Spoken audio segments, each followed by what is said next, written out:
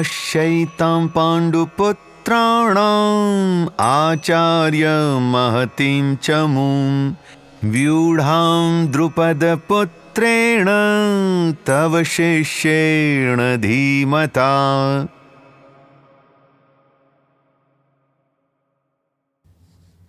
यहां दुर्योधन गुरु द्रोणाचार्य के सामने खड़े हैं और अगले कुछ श्लोकों में वे जो बातें कहेंगे उनसे हमें दुर्योधन के व्यक्तित्व की एक अच्छी झलक मिलती है। यहां पर दुर्योधन गुरु द्रोण से कहते हैं, हे आचार्य, द्रुपद के पुत्र और आपके बुद्धिमान शिष्य धृष्टद्युम्न द्वारा रचनाबद्ध खड़ी हुई पांडवों की सेना देखिए तनिक।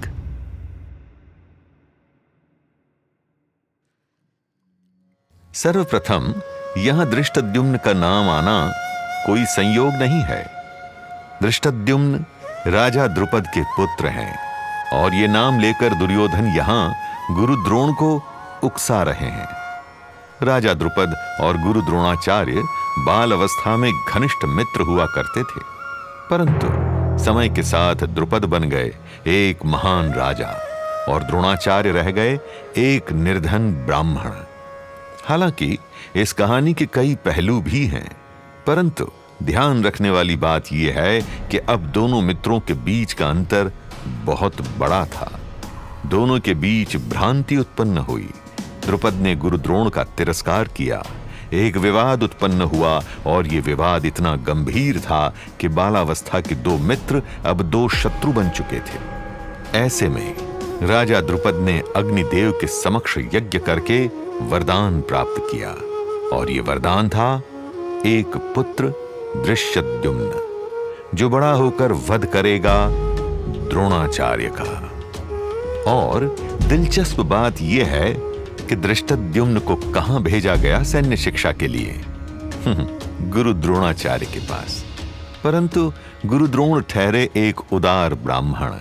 वे जानते थे कि द्रुपद पुत्र धृष्टद्युम्न का जीवन लक्ष्य उन्हीं का वध है, किंतु द्वार पर आए हुए योग्य शिष्य को नकारा नहीं, बल्कि कर्तव्य पालन किया और उदारता से स्वयं धृष्टद्युम्न को सैन्य कला में निपुण बनाया। और आज वही धृष्टद्युम्न पांडवों की सेना को रचनाबद्ध किए हुए सामने खड़ा है। दुर्योधन द्रुपद का नाम सर्वप्रथम लेकर गुरु द्रोण को उकसा रहा है, उन्हें आक्रोश दिलाने का प्रयत्न कर रहा है, मानो व्यंग कर रहा हो कि गुरु द्रोण, देखिए, आपकी उदारता और आपकी भूल का परिणाम, यही अंतिम अवसर है अपनी भूल सुधारने का, अपने प्रतिशोध का।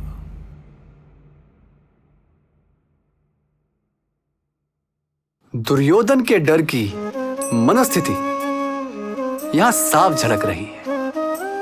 वो द्रोणाचार्य के प्रति यूं व्यंग रूप से बोल रहा है, मानो ये वर्तमान परिस्थिति गुरु द्रोण की गलती हो।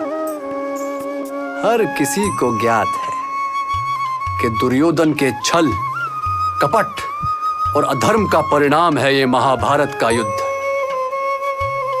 परंतु स्वार्थ और अहंकार से भरे हुए व्यक्ति का यही तो प्रतीक है कि वो अपने दुष्कर्मों का आरोप दूसरों पर लगाता है। हमारा जीवन हमारा दायित्व है और अपने जीवन का दायित्व ना लेने वाला व्यक्ति औरों पर आरोप लगाता है, उन्हें दोषी ठहराता है। और यही तो भूल होती है, क्योंकि ऐसा करने वाला व्यक्ति कभी भी सही मार्गदर्शन नहीं खोजता, अपनी गलतियों को सुधार नहीं पाता, क्योंकि उसके हिसाब से तो उसकी कोई गलती ही नहीं। और वहीं एक विवेकपूर्ण, एक समझदार व्यक्ति अपने जीवन का पूरा दायित्व लेता है, अच्छे का भी और बुरे का भी। अपनी गलतियों का बोध होने पर वो सही मार्गदर्शन खोजता है, प्रयत्न करता है, अपनी गलतियों से सीख लेकर और अधिक सक्षम बनता है, बुद्धिमान बनता है, निरंतर आगे बढ़ता है, किसी और पर थोप कर नहीं, बल्कि हर परिस्थिति का दायित्व स्वयं लेकर ही आप सीख पाएंगे। और ऐसा करने पर जीवन का हर अंश श्रेष्ठतम बन पाएगा।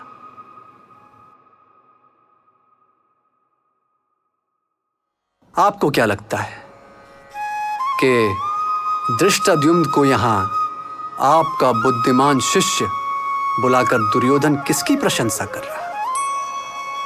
गुरु द्रोण की शिक्षा की या धृष्टद्युम्न की बुद्धि की, या फिर किसी की भी नहीं?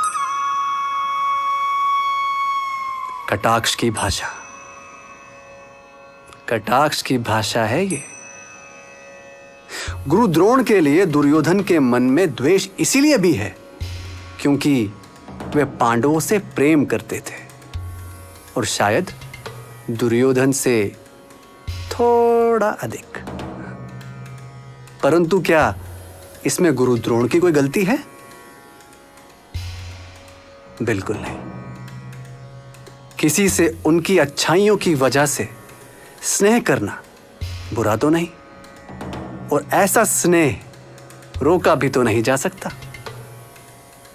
पर दुर्योधन तो पूर्ण नियंत्रण चाहता है, इस बात पर भी कि गुरु द्रोण पांडवों से प्रेम ना करें। और क्योंकि ये उसके नियंत्रण में नहीं है, वो जुझलाकर कटाक्ष की भाषा का प्रयोग कर रहा है। कटाक्ष शब्द में ही उसका निहित रूप है।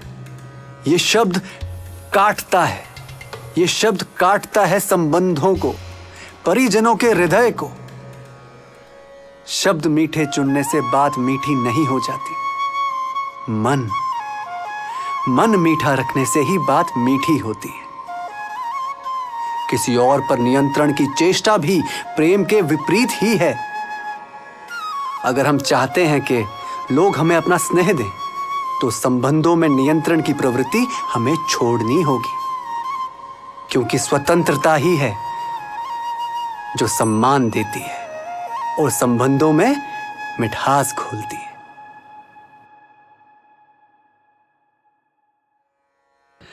परंपरागत रूप से तो एक शिक्षक सर्वोच्च सम्मान के योग्य है ना, परंतु फिर भी दुर्योधन यहां कटाक्ष कर रहा है। उसकी बातों से कटुता साफ झलकती है। ऐसा क्यों? इससे हमें व्यवसायिक जीवन की एक बहुत बड़ी सीख मिलती है। दुर्योधन अपने राजसी पद और शक्ति से इतना मोहित है कि वो भूल गया है यही गुरु द्रोण हैं जिनकी सैन्य शिक्षा की वजह से वो स्वयं आज एक महान योद्धा है, कौरवों का नेतृत्व करने के योग्य है। दुर्योधन की ऐसी दुष्ट भावना का मूल है उसका अहंकार, और यही अहंकार बनेगा उसके पतन का कारण। परंतु भयंकर आंधी में वृक्ष वही टिका रहता है जो या तो झुकना जानता है या फिर जितना पृथ्वी के ऊपर है उससे कहीं अधिक है पृथ्वी के नीचे।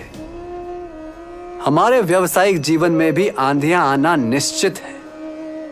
वही व्यक्ति टिक पाएगा जो अपनी जड़ों को नहीं भूला, औरों के प्रति अपनी कृतज्ञता नहीं भूला और नम्र स्वभाव से झुक जाने को अपनी ताकत मानता है, कमजोरी नहीं।